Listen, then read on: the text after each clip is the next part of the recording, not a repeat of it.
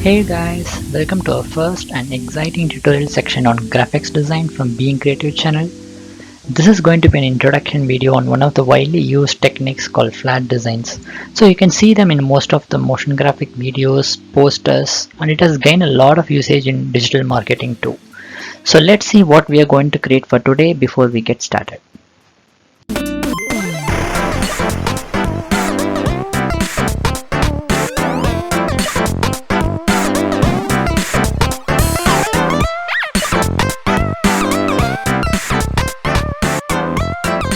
So that's what we're going to create it for today. As you have seen in this animation, so we have some of the layers really stacked up in the front of this monitor and also the keyboard. We also have a office phone kept on the table and some of the other items like book stand and helmet. So pretty much this is going to be an minimalistic design towards creating a flat designs. Let's go to Adobe Illustrator and see how this can be created. So now we are into the Adobe Illustrator tool. As you are aware, this tool is mainly used to create a vector graphics, and this file is an Adobe Illustrator file which I have also attached in the description below in the YouTube link. Feel free to use it. Before we go into the details of this particular project, I want to give a heads up on the color which we can use on any flat designs. If you go and Google the flat design colors, you will see a panel similar to this. What you can observe here is the saturations are not reached to any of these colors to a very high value. Otherwise, the flat designs does not really differentiate between the other designs. And also we don't want to use extensive colors. We want to keep it as minimum as possible. I'll explain the reason why. So let's go back to this Adobe Illustrator here. So let me switch off all the other layers by clicking on this eye icon. So the background can be a simple mono color which you can use in your project. Depends upon what you're trying to create. Here I'm going to represent this as a wall. So I have made a slight vignette lighting onto it to bring a slight variations in the wall. But apart from that, you are feel free to use any flat colors. So let's add on top of this table. As you can see, it's very simple lines merged, and one of the goal of flat design is to keep as minimum data as possible but try to replicate the real structures. So here I have made a small curvature in the ends to bring a kind of not bring sharp edges everywhere in the project. So let's add PC on top of it and see what kind of details we have modeled. If you zoom in here, you can see we have modeled the monitor and we have a place to keep the logo. We have the screen, we have the stand represented, and also we have a keyboard and mouse. Since it is a vector graphics, there won't be any loss of pixels when you try to use this in a high resolution project. And the way you want to represent each of these items is up to your own creativity. So here, for example, the mouse can be represented by using these three different curves to represent the mouse scrolling wheel and buttons and the area where we touch. Similarly, on the keyboard, we have the base part and we have the buttons. If you go in deeper and understand, we have here the space bars represented as a bigger button, and we have all other buttons similar to how you see in this particular view.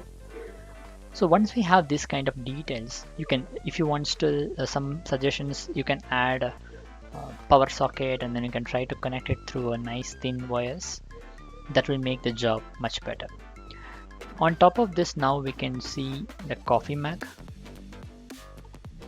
So you have a holder, you have the cup model here, and you also have the tea bag holder with some of the illustration for the smoke that's coming from the tea. Going to the next, we have added an Cisco phone model. You can Google it for the references. Feel free to explore more so that you can capture as much details as possible by using the minimum number of layers and colors. So as you can see here, all the buttons are simple circles, and you have some of the buttons in the right hand side which is not a standard shape. This basically you can create a ellipse and then you can carve out some of the um, like part of it by using a big circle, and then you can offset it and find another button which can fit in the center. So the goal here is also to make sure the alignment of the object makes sense.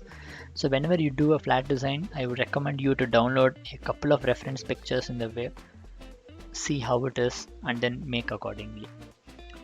And since we do not have a leverage of 3D environment, so we are going to use a variation in the colors to represent the object three-dimensionality.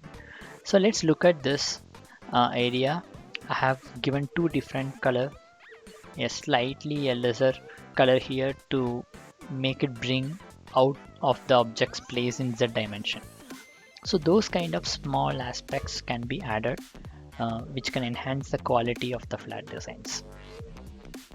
So let's continue. Let me add the chair to this project and see what we have modeled. So we have the sitting area, we have the place to rest, and these two are nicely connected by this structure. And as I mentioned here, use as much as curves as possible so that you don't create a lot of sharp ends, which doesn't really look good unless you have a real need. For example, here we have a telescopic shaft, so I have modeled this as a very sharp corners, so that is still quite allowable in the flat designs. But look at the wheels, they have a layer around it, and then if you look at an angle you will get the sense of the chair. So one of the main aspects here is also to maintain the scales.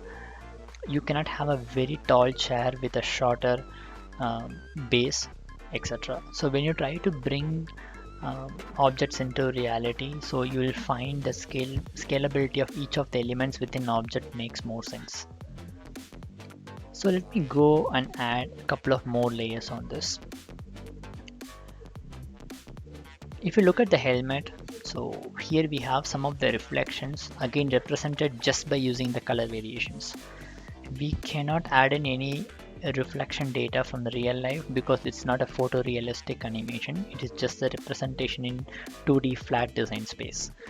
So you can experiment on creating such reflections by using changes in the colors. You don't necessarily have to use the shapes which I'm showing here, you can try with some different colors. When you look at the lighting, here we have not covered the topic, I'll be doing it in my next tutorial. The shadows and lighting is not taken into account. So we have an ambient light, so pretty much we may not have any local reflections from the object, but just to add that kind of sense to it, you can try experimenting at different shapes and see how it looks. And this is one of the my favorite representation of a books stacked in this order.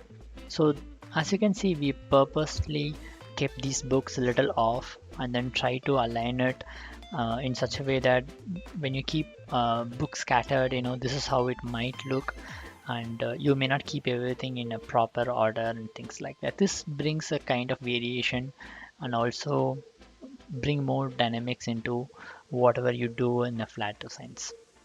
And the stand also, you can see how it is represented, and it is also having kind of the nails which we used to put it in the wall. So these small details will enhance the overall quality of the flat designs. I believe we pretty much covered each and every layer here. As I mentioned, you can feel free to explore, use this project, change it, and then use it in your personal work. Alright guys, thanks for watching. Be sure to subscribe to our channel to see more tutorials like this. Feel free to share your comments. Catch you up soon. Bye bye.